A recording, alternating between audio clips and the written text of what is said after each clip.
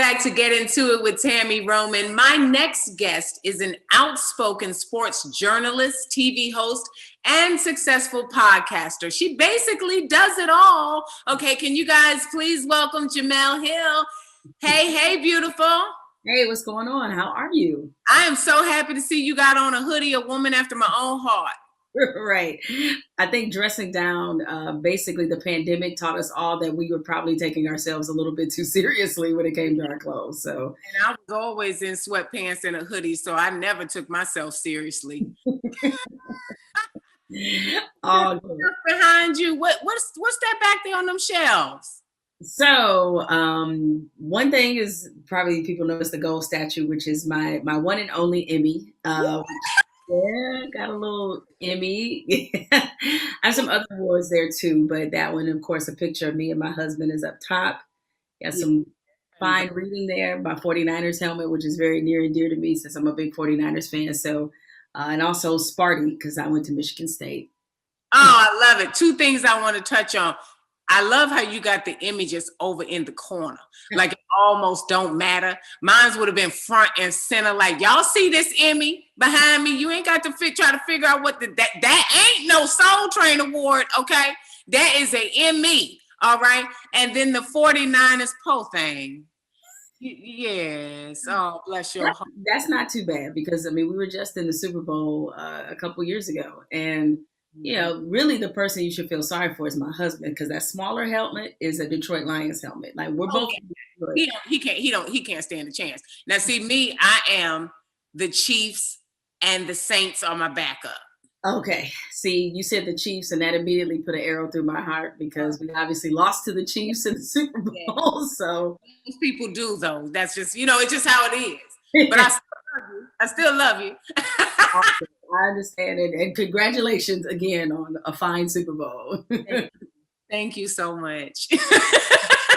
Now, since you cover sports, I wanted to get into this conversation with you about what it feels like to finally see the fans and the players returning to the games as the pandemic is kind of not, we're finally starting to feel comfortable. I won't say it's winding down, but we're trying to return as best we can back to some normalcy.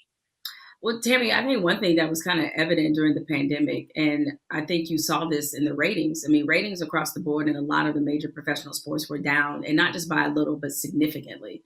And a lot of it had to do with the fact that sports were being played at a time of year where we weren't used to seeing them. For example, the NBA finals being in October, that's not how that usually happens. So the sports schedule was just thrown off. But I think what we underestimated is part of the reason we like to watch sports is that it's a community experience. Yeah. And so for me as a sports fan, there was something missing when you don't see fans in the stands or when you don't see shots of people tailgating before football games. Just that general atmosphere that sports is able to create.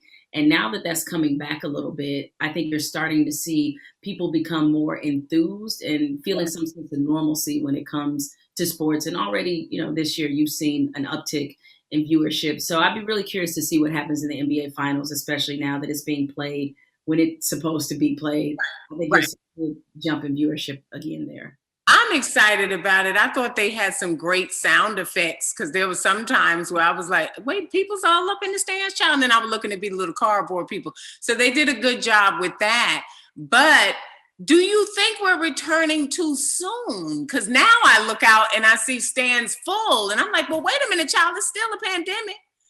Yeah, it's tough. I mean, I think another big test is going to be the Olympics, which will be held in Japan this summer. And already there's been a lot of conversations, reluctance about whether or not these Olympic Games should be held. Look, as a country, I think we proved to be fairly incompetent during most of this pandemic. And so I think the horse has already left the barn about things being too soon. We see that some states are on different pages than other states. It doesn't feel as if that we really still have a sense of togetherness on this issue. It will be interesting to see how the vaccinations change how we feel about public gatherings, just from the simple fact that you already have some sporting venues that are offering vaccinated only sections, right? And I think vaccinations are basically going to change the way we socialize. I mean, me and my husband were talking about this. We moved into a new house during the pandemic. We weren't able to obviously hold a housewarming, but we were thinking about, if we do hold one, are we going to actually invite unvaccinated people? We've been vaccinated. Most of our friends have, but we also don't want to be with the worry of being in the company of people who haven't been vaccinated. And I'm not being mean about it, but that's just part of the process as a society I think we'll have to go through and think about, and sports is no exception. Well, is there some truth to the thought process of herd immunity? I mean, like, you're vaccinated, all your people that's gonna come to the gathering isn't vaccinated. And then if I was to get an invite, I'm the unvaccinated person. So so from that standpoint, y'all good, and I've been tested, so I'm negative. I can't come to the thing. Well, I think as we learn more, because, that is what we hope to reach. And I recently did a entire podcast about the vaccination, the hesitancy, the reluctancy, because I think a lot of times, especially in the Black community, people act as if the fears that Black people have about the vaccine, one, are unique, and two, are based on a point of ignorance. They're not. They're based off history. They're based off present day medical healthcare inequities. They're based off distrust. And it's a distrust that was definitely earned. But one thing that a Black virologist that I spoke with, Dr. Elvita Fuller, that she said that really stayed with me, she said, we're going to reach herd immunity one way or the other. We determine how we reach it. One way we could reach it is, frankly, by the level of infection continuing to be on pace with some of the worst levels that we saw in the last year. Another way is through vaccination. So I think it just kind of depends on how you feel about it. But I certainly don't have any animosity or anything toward people who aren't vaccinated. But I also know, as somebody who, like a lot of people, had to live within this for a year, I would like to be able to have, gatherings or go places and not have that be a constant level of anxiety. Luckily, a lot of my friends are in media, much like you're in media. And so many of them are tested very frequently. 3-4 times a week. So that's a little bit different. That's in a different category. But it's just, unfortunately, it's something that all of us are probably going to have to think about as we think about how we're going to socialize as we come out of this. Right. I agree. I want to get into tonight's topic, and I couldn't think of a better person to have this conversation with. It's standing up and speaking out against racism and injustice in sports and entertainment. Now, fans know you as a sports journalist who is very outspoken, doesn't sugarcoat, just shoot straight from the hip. But you have used your platform to inform and educate people about important social issues, which I commend and celebrate. What motivates you to speak out about race? Well, I think you know a little bit of something about being outspoken as well. So I feel like I'm in perfect company here. Honestly, I think I got to a point in my career as a journalist where I felt like, in order for me to feel good about this profession that I committed to for over 20 years now, the only thing I've ever really wanted to be, I had to deal with this from a certain place of truth. Mm-hmm. And unfortunately, in our industry, we see a lot of what I call both sidesism. Like, we're trying to both sides things that don't make any sense. Like, there's no both sides to racism. Like, there's no both sides to injustice. And what you see a lot of times is when we talk about issues like police brutality, inequity, inequality, those turn into debates. There's really nothing to debate. Exactly. I agree. Yeah. And so I thought the best use that I could do is be a megaphone. And I know that sometimes there's a lot of reluctance or a lot of, consternation over the fact that you have celebrities or people with a high profile who get involved in certain issues. I am as informed as I can be on the things that I care about. And I try to be very diligent about that because you have to be careful with how you lend your voice, because you are influencing people. On the other side of it, I also am very respectful of the fact that there have been some grassroots organizers, people who have been in this struggle for a while. Black Lives Matter, saying that phrase wasn't always popular. All right. It was a cuss word like 5 years ago. All right. And so this is a relatively new phenomenon that the fact that you have corporations and other people leaning into this now. but I know a lot of those activists, and they've been on the ground since day one. So I think it's important that if you do have a high profile, if you are a celebrity, Boost was already there because they have been doing the work. So I try to make sure that I do that as well, because I don't know everything. I'm not on the front lines. And when people call me an activist, I am quick to correct them because I'm not out there getting arrested. I'm not out there putting myself in front of the police. All I'm doing is being the megaphone. Reserve that level of respect and attention for the people actually on the front lines. So this leads me to two questions, because you hit on 2 points in there that I just want to get clarity on. So for someone who's in entertainment, who is, you know, in the public eye, like in 2017, you tweeted that Donald Trump was a racist. And at the time you worked for ESPN, right? So the first question is, were you concerned about the aftermath of what that would look like, where for you, it's like, well, I got to be the voice of truth, right? So that's the first question. And then the second question is, for me, how do I, because I always battle with this, like, how do I use my voice in the way that I can? Because it's just certain people you don't want to hear stuff from. Like, you know what I mean? Like in truth, like we want to be able to be all things, but really we can't be all things. And so it's like, you know, sometimes when I look out and I see Cardi B interviewing with Bernie, it was like, well, he didn't want to sit down with Angela Rye. He didn't want to sit down with Jemele. He didn't want to sit down with Tamika Mallory. Like, you know, because certain people you just don't want to hear, that they're not the people that should be the advocate for that. So what would you suggest to someone like me, who's not a political person, being able to utilize my voice in the best way, not just because I have one? All right, I'll deal with the first part of the question first, about Donald Trump and when I tweeted that he was a white supremacist in 2017 while working at ESPN. I had no idea that that was going to create the furor that it did. Honestly, had I known it would have, I might have thought twice about hitting send, but I thought at that point we had agreed that this was the case. Right? Like, I thought you were able to call a thing. And that's like kind of a core principle of journalism, is that you have to be able to say what it is. Otherwise, what are we doing? And based off words, deeds, actions, this man had exposed himself as a white supremacist and a white nationalist. And I was really surprised that it rose to the level of the White House calling for me to be fired. I think a lot of it had to do with where I was working, what I was doing, the fact that I'm a Black woman. And as you know, anytime we showcase a strong opinion, there's always a lot of backlash to that. So dealing with all of that was certainly very new to me. I certainly don't regret it, and I wouldn't take it back. And even in the moment, seeing the kind of reaction that it was drawing, it was, you know, ESPN, there were some people who asked me if I would consider apologizing, and my answer was hell no. And if it came to I would have had to lose my job over that, then so be it. And that's not to say that I wasn't respectful of the position I was in or didn't recognize how hard it was for me to get there. But it is to say that I got to be able to live with myself at the end of the day. And I wouldn't have been able to live with myself had I issued any kind of public apology to Donald Trump. Like, that just wasn't going to happen. Mm-hmm. The second part of what you said about how celebrities can use their platform, I have a little different take on the Cardi B thing. One of the things that I've realized, and I've learned this from a lot of the activists that I've been able to befriend and talk to, is you have to meet people where they are. Cardi B has an enormous audience. Oh, absolutely. Yeah, huge audience. And I think there was value in her interviewing Bernie Sanders. And I believe she sat down with Joe Biden as well because of who her audience is.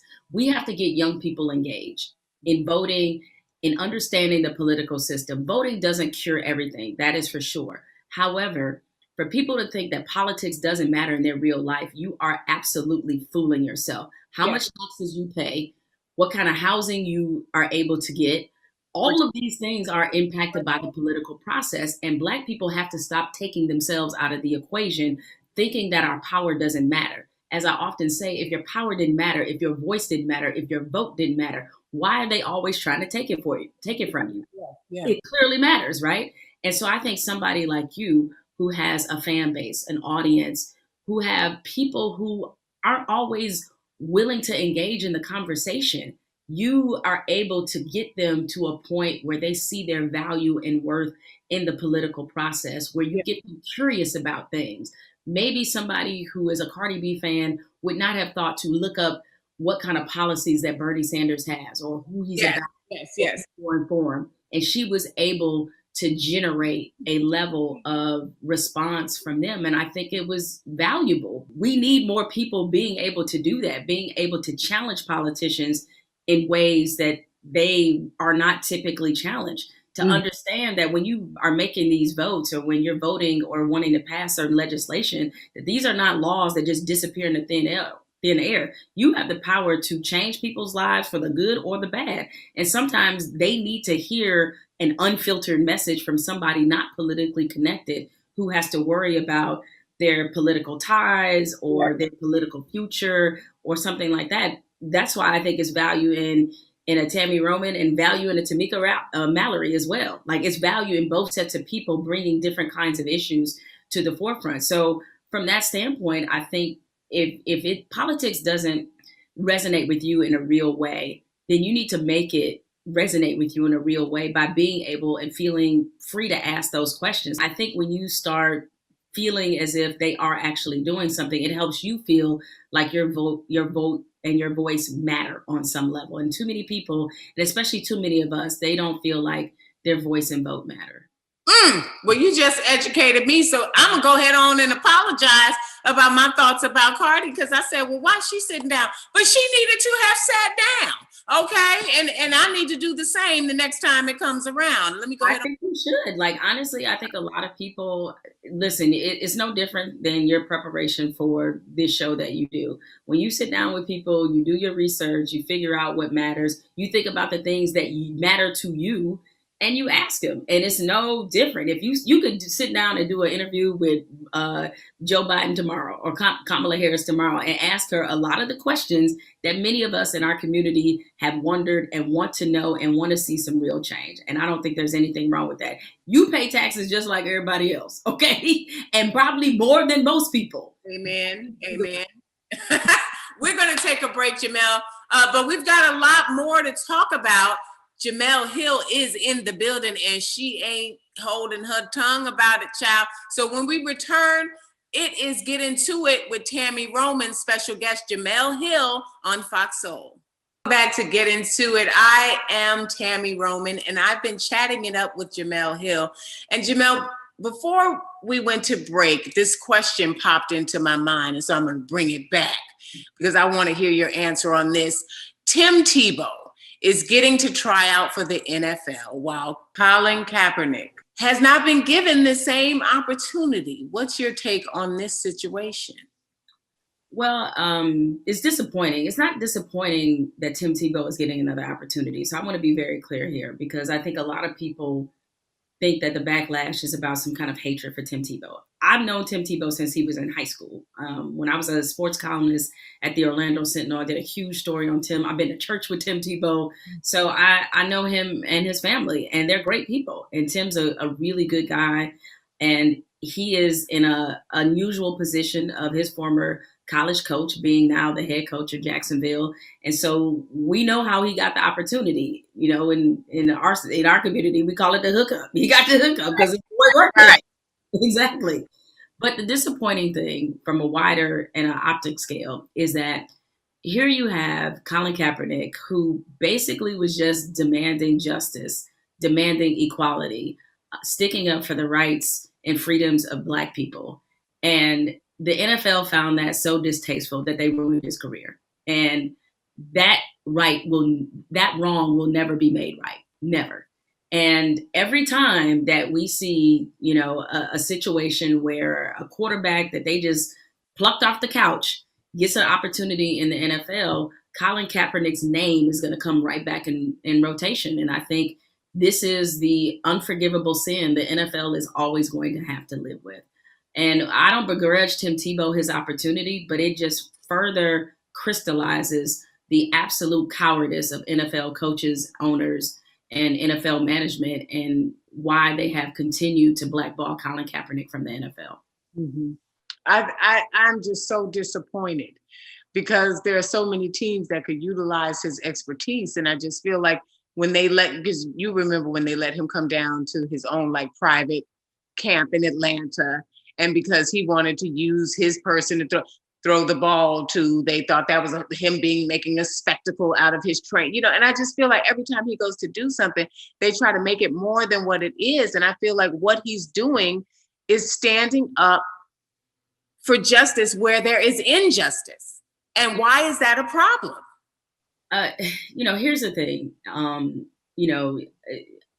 If Colin Kaepernick, and this is how sad and unfortunate this situation is. If Colin Kaepernick would have hit a woman, he'd be back in the NFL. He'd be back. And that's because in the NFL's mind, that's considered to be a correctable behavior. Like, you can convince people that Colin Kaepernick doesn't beat women anymore. You cannot convince them that Colin Kaepernick no longer thinks that Black people deserve liberation, freedom, justice, and equality. Mm-hmm. That toothpaste is out of the tube. He's not going to take back what he believes. He's not going to stop kneeling just to make them comfortable. And because of that, he is considered to be a threat. I think a lot of NFL owners still blame him for the negative publicity that they received. They still blame him for his influence on other players, because when you let a Colin Kaepernick in an NFL locker room, the coach is not in control of that, because he has become so much bigger than the game itself. And so for the NFL and for football is a sport of conformity. It's one team, one fight, one band, one sound. That's how they act, right? Mm-hmm. And so Colin Kaepernick is such an outlier that they fear that not only what he will do and what he will say, they fear the influence he'll have on other players. And that's why he hasn't been back in the NFL. Tim Tebow hasn't played in the NFL in 9 years, and he's about to switch positions to something he's never played. So when they're motivated, when they have power and influence, the NFL can make whatever decision they choose. And it just shows again, their lack of cowardice when it comes to, or their continued cowardice when it comes to Colin Kaepernick. Mm-hmm, mm-hmm.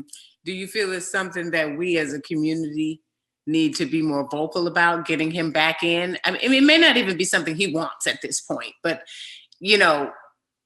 we speak up about everything else, so it's kind of like.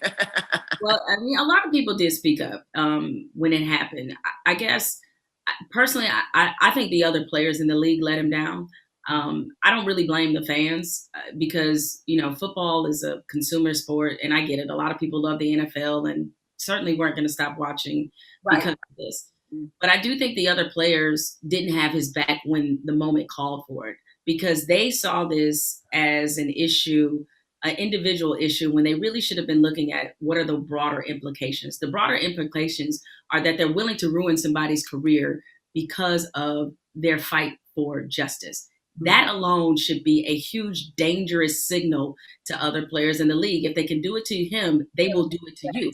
So why would you ever let management, let the NFL brass, let owners, coaches, whoever feel like that was acceptable? Mm-hmm. And that is the part I think that doesn't sit right with me, is their response. And you didn't even have to kneel with Colin. You didn't have to lock arms. You didn't have to even believe the same things that he believed, though I don't know why you wouldn't. Why you wouldn't, yeah. But let's say that you didn't. But what you should have definitely been able to stand on is a player's right to do what every person in this country has the right to do. And that should have been enough to galvanize everybody. I agree. We talked about using your platform to inform the community about important issues. And last year, you got to launch a new show with your friend and fellow journalist, Carrie Champion. Now, tell us about Carrie Champion and Jemele Hill, who won't stick to sports. It's on Vice. What is that about? Well, it was, I give Carrie all the credit in the world. I have these conversations off air, and certainly we would fool around on social media back when Periscope was a thing, and we'd have these conversations on football Sundays, and people tended to respond. And once I got away from ESPN, I had so much going on, and Carrie had always talked about the fact that, we really need to try to do something together because people seem to enjoy our chemistry, our friendship. And so she literally showed up at my house one day with a camera crew and a bottle of my favorite Pinot Noir.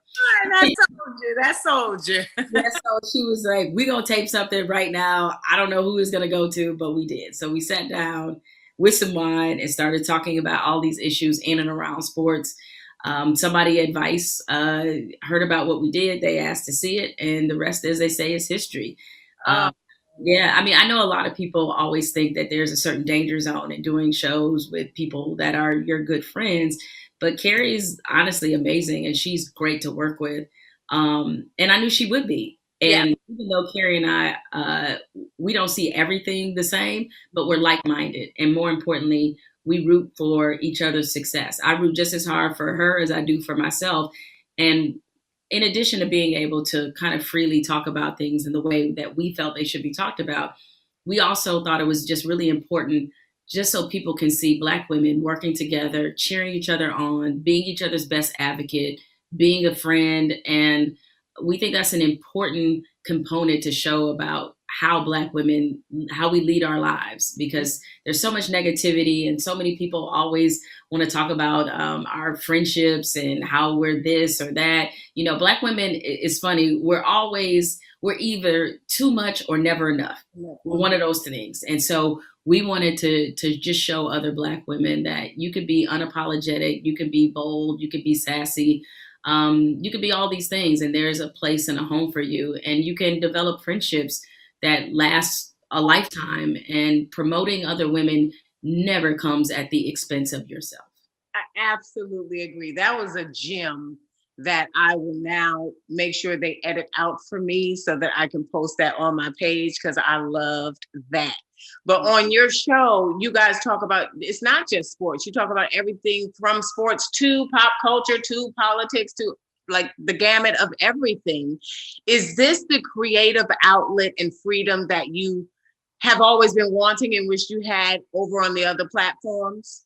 Yeah, I think both of us, while we were always ourselves when we were at ESPN, you know, there's going to be limits. I mean, this is corporate media. I mean, we knew what we signed up for when we went to ESPN, but the world has changed a lot. And now I think people want those conversations in and around and beyond sports. And we also had more to say and more things that we were passionate about and interested in. And this was an example of us kind of being able to show our full range. Yeah. Especially for Carrie, because she spent a lot more time hosting television shows than I did. Like I was always on the opinion side of things. Mm-hmm. And now people are seeing just how much range and depth that she brings to a lot of conversations. So for us, this was a creative outlet. And it was about, especially now at this stage in our career, like Carrie and I are both entrepreneurs. We own our own businesses. We're running our own companies. And I'm sure this is important to you as well, that it's not about money at this point for me. It's about making cool things with my friends and with like-minded people. Yeah. I don't want to ever put myself in a position again where I'm working with people or for people I can't stand. I'm not doing that anymore. You know, exactly. It's too much mental stress, and I can't creatively get into who I need to be if I'm worried about, you know, drama and politics and all that other stuff that sometimes comes with some of the, you know, associations that you have, especially in media and that kind of thing. So that's all it's about for me. I just want to work people I mess with. That's all. I work with people I mess with. That's it. So I think for that, this stage in my career has been really both challenging and exhilarating. Yeah, yeah. Listen, it's been such a blessing to just see the arc, you know, as we say when we're talking to actors, the arc of Jemele Hill, because you've always been the same, but the outlets and the presentation and the platforms we really are getting to see you and getting to know you and absorb your energy from all different levels and angles. And that's a blessing, because when I look out the inspiration of Black women just being bosses in so many areas, you know what I mean? And when I look out and see y'all doing it, it inspires me. So, you know, thank you. And I'm thankful for what you're doing, really and truly. Now, you also speak out a lot on your Spotify podcast. Jemele Hill is Unbothered. Let's take a look at that. I felt so strongly and really quite emotionally. And this is what I said: if I don't get in this race, there is a voice that will not be present on that stage, and a voice that needs to be heard. Now, everybody can't make it in the podcast world, okay? You have managed to be successful at it, and only a few can really do it. What does that feel like to have so many creative outlets and they're all winning? I think a lot of it has to do with the fact that they're in sync with each other. Is that, Jemele Hill is Unbothered is me kind of getting back to my roots as a journalist, being able to sit down with people, interview them, have conversations, give people information about people that they didn't know, bring a sense of truth and realism to, people's lives, and to speak that truth. But there's, all the other platforms, my writing for The Atlantic, it's pretty much the same thing. So the only thing that's different is the method. That's the podcast. I also, write, I commentate as well, but they all kind of are very related to one another. And I think people now appreciate authenticity and genuineness, and they know I'm bringing those things all the time.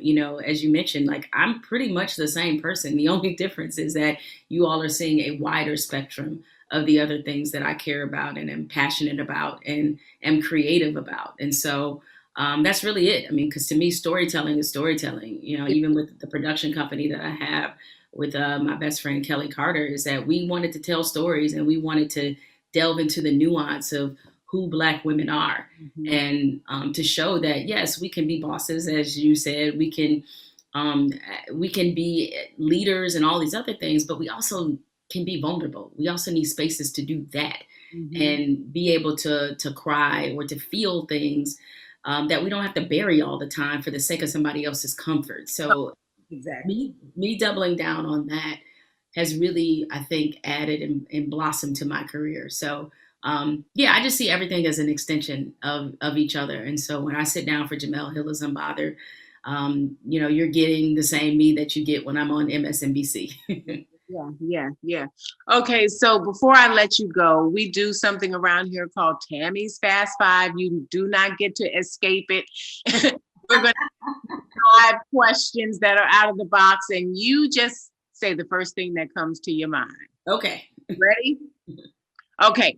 How did you hear that Donald Trump was mad about your tweet years ago?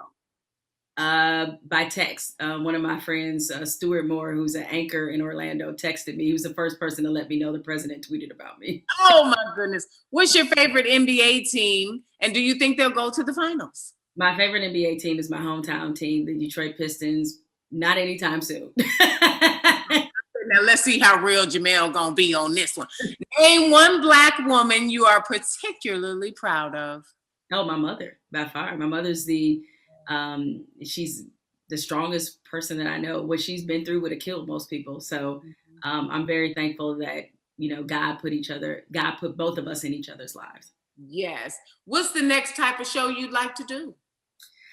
I think I'd like to do a docuseries. I like being in the field. I want to get out and talk to people and kind of delve into more deeply some of these issues that we are experiencing in our country right now. I want to find the common ground. Would you ever do reality TV? Maybe. I mean, I don't know. Sports journalists. I don't know if I could do it in the way you did it necessarily. See, then I get to, I think it depends. I mean, is this something that I feel like is going to represent? It's not just me I have to think about, but my husband too. Is this going to represent us, in a way that is truthful? I'm not worried about looking good or bad. I'm just worried about looking truthful, okay, and authentic. Yeah. Favorite person to interview and why? Ooh, my favorite person to interview. That is really tough. I just did an interview with one of my favorite artists ever, Jill Scott, and that was a lot of fun because I don't know if she's my favorite person ever, but she's definitely up there, and she's just tremendous, great soul, and to talk about sex with Jill Scott is pretty funny. It's pretty interesting. Because she's uninhibited. She would just come on out and she's very fearless. So, I want to have a conversation. Some things I need to ask you. Although, if I may add to that in your, in the Fast Five here, Mary J. Blige, Serena Williams, and Michelle Obama, 3 people I'd love to interview. Yeah. that out in every interview. Mary J. Blige, Serena Williams, Listen, Michelle. around here is all things MJB. Anybody that knows me knows that. Thank you, Jemele, for joining me today. Soulmates, did I lie? Did I lie? Candy voice. I told you this was going to be lit. Now, we'll be looking for you in the Atlantic magazine, listening to your podcast and checking you out on Vice. But let the people know where they can find you in the meantime. Yeah, I have a very difficult social media name, Jemele Hill. Just look her up. She's present and available. Stick around. You've got questions and I've got answers. You know what's up next. It's Ask Tami on FOXSOUL.